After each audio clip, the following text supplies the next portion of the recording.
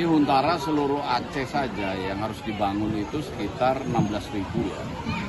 Targetnya sebelum Lebaran, mudah-mudahan ya semuanya bisa selesai ya. Sekarang per hari ini baru sekitar 10.000 lah yang sudah terbangun. Tetapi ya kita berjuang terus karena yang membangun Huntara bukan hanya BNPB, ada juga dari Damantara, ada dari Kementerian PU, ada dari Rumah Zakat, Ari Dompet Duapa dan lain sebagainya. Kita kejar terus.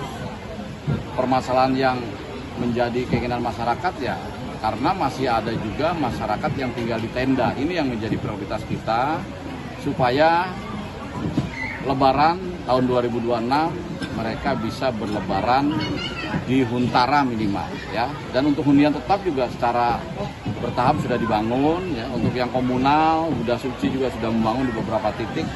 Yang in situ yang ditunjukkan tanahnya sendiri oleh masyarakat ini juga sudah mulai dibangun gitu.